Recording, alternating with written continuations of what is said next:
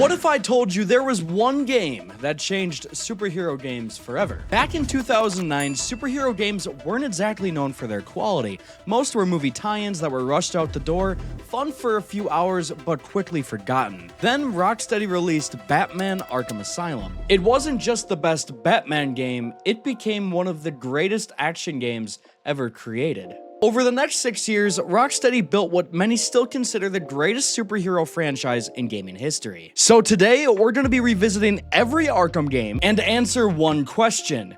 Does Batman Arkham still live up to its legacy? But before we answer that question, we need to take a trip back to 2009. 2009 was the year Batman Arkham Asylum was officially released. And to say the least, the first game still holds up remarkably well.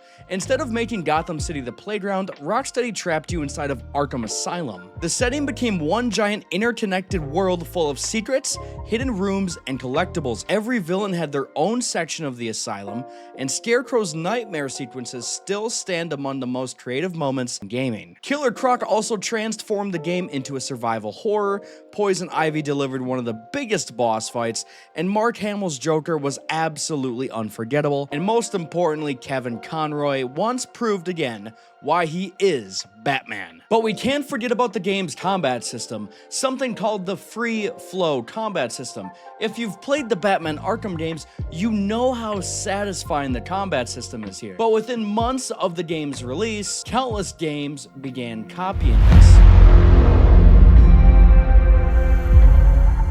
And then somehow, Rocksteady made everything bigger. In 2011, Batman Arkham City was finally released, and instead of one asylum, players explored an enormous prison city packed with side missions, villains, collectibles, and hidden stories. Every district felt unique. Flying across Gotham with the cape never got old. The side content rarely felt like filler.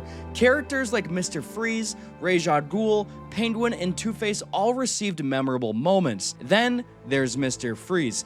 To this day, I still think it's one of the greatest boss fights ever designed. Every strategy works only once. The game forces you to think like Batman. And the ending, no spoilers if somehow you've avoided it, but it's still one of the most emotional endings in gaming. Origins often gets overlooked. Rocksteady stepped away while WB Montreal took over.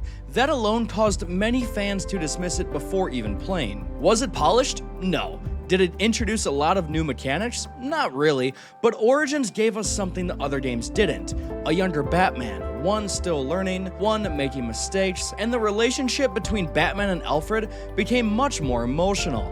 Then there were the assassins, Deathstroke, Firefly, Copperhead, Bane. The boss fights were by far one of the best in the franchise. It's a game that deserves far more credit than it receives. Then came Batman Arkham Knight. Technically, it's still incredible. Even today, the rain-soaked streets of Gotham look better than many games releasing now. Driving through the city while hearing criminals panic over Batman arriving never gets old. The scale is massive, the graphics are still impressive, combat is much smoother than the previous games, and stealth became deeper. Of course, there's the Batmobile.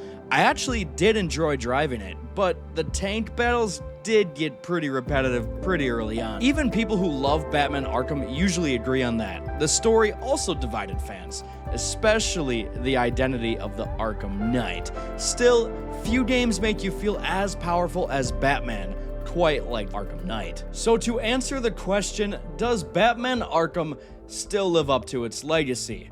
The answer is yes, and here's why. The influence of Batman Arkham is everywhere. In games like Shadow of Mordor or PlayStation's Marvel's Spider-Man, countless action games adopted some version of the free-flow combat. Rocksteady proved that superhero games could compete with the biggest AAA titles.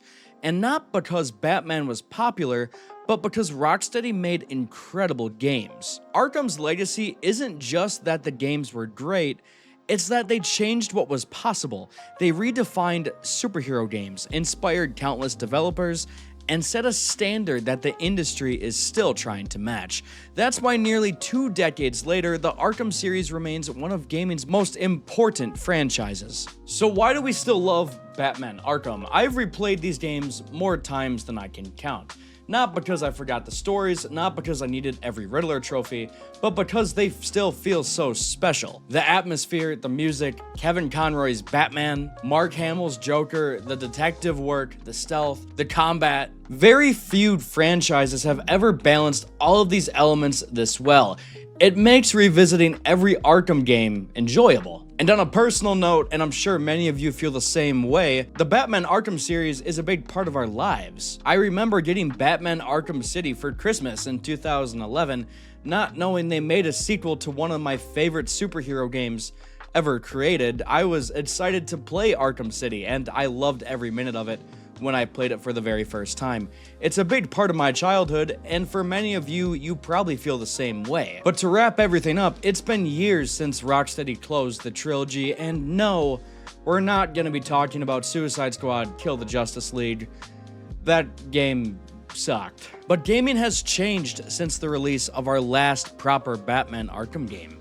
Batman has changed, the industry has changed, and yet every time I return to Arkham, it reminds me why these games are so legendary. Some franchises are remembered because they sold millions, others are remembered because they changed gaming forever. Batman Arkham managed to do both.